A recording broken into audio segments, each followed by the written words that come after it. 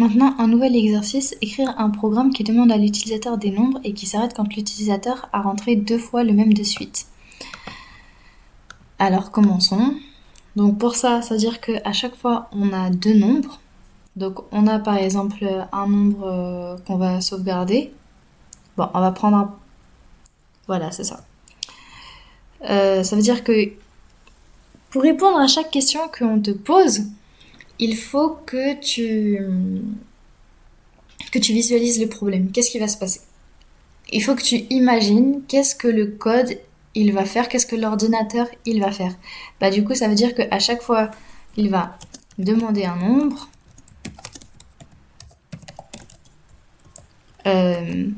L'utilisateur rentre un nombre. Et voilà, pardon, l'utilisateur rentre un nombre. Et tant que... Ouais, c'est ça. Tant que l'utilisateur n'a pas rentré 2 fois le même nombre, on recommence. C'est ça. Tu vois? Et il faut avoir ce schéma-là en tête, il faut avoir l'exécution et le modèle d'exécution en tête lorsque tu écris du code. Il faut réfléchir à qu'est-ce qui va se passer, il faut que tu visualises ton objectif. Et donc là, on va demander un nombre.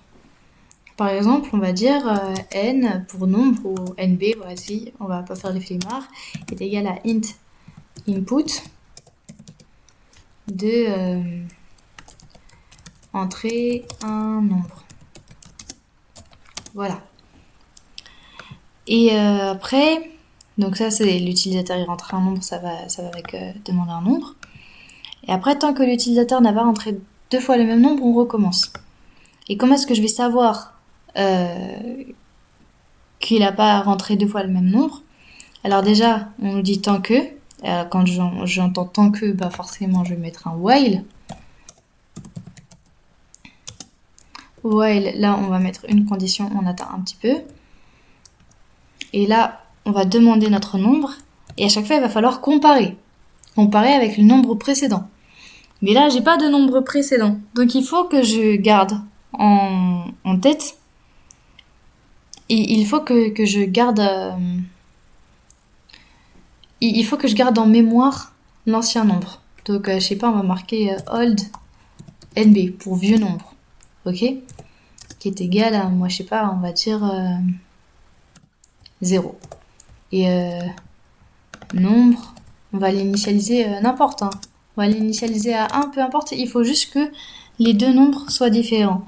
Et on va dire, tant que le vieux nombre est différent de nombre, et ben dans ces cas-là, tu continues.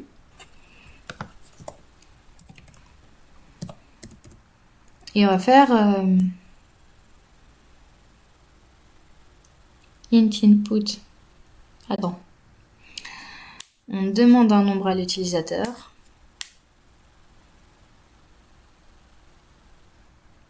Ouais, le problème, c'est qu'il faut faire la vérification après. C'est qu'une fois qu'on a demandé le nouveau nombre... Ouais, c'est ça. Là, on va juste dire que... Oui, c'est ça. On va dire que le vieux nombre est égal...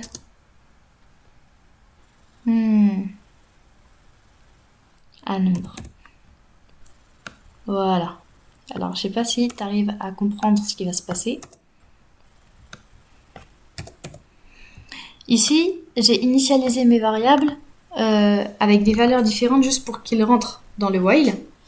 Et ensuite, qu'est-ce que je veux dire ici? Je vais dire à chaque tour parce que le while, combien de fois il va se répéter? Il va se répéter énormément de fois. Ou peut-être juste une seule fois. Mais en tout cas, il va se répéter. Et il peut se répéter à n'importe quel moment. Et donc, en fait, il faut imaginer qu'il y a déjà au moins un tour qui est passé. D'accord? Et donc, l'utilisateur avait déjà rentré un nombre qui s'appelle nombre. Et ça n'avait pas marché puisqu'on a recommencé. Et donc, on a dit que old nombre va être égal à nombre. Et après, on change de nouveau le nombre et on va effectuer de nouveau le test. Est-ce que ils sont les mêmes. Et ben, et ben là, si on re-rentre dans le while, et ben en l'occurrence non. Et dans ces cas-là, mon nombre actuel va devenir mon ancien nombre. Et on va redemander un nouveau nombre. Voilà. Je sais pas si c'est clair. Essaye de le refaire à tête reposée si c'est pas très clair. Essaye de comprendre et de voir pourquoi est-ce que j'ai besoin de garder mon ancien nombre en mémoire et comment est-ce que je fais pour le faire. Et bah moi en l'occurrence j'ai fait comme ça.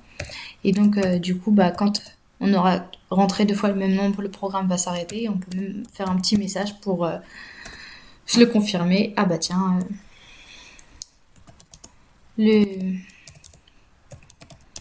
le même nombre, plutôt un même nombre, un même nombre a été rentré 2 fois de suite. Et donc ça voudra dire que c'est la fin du programme. On essaye de voir si ça marche.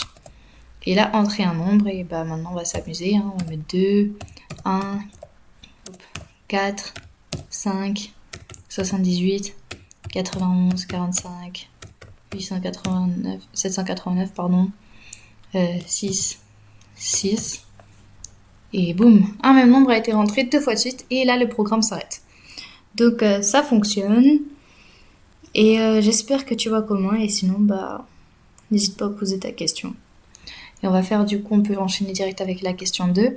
Essayez ensuite d'écrire un programme qui demande à l'utilisateur d'entrer des nombres et qui s'arrête quand l'utilisateur a rentré 2 fois le même, mais pas forcément de suite. Qu'est-ce que t'en penses? Eh bien, la question maintenant, ça va être parce que jusque-là, on a toujours travaillé avec des variables.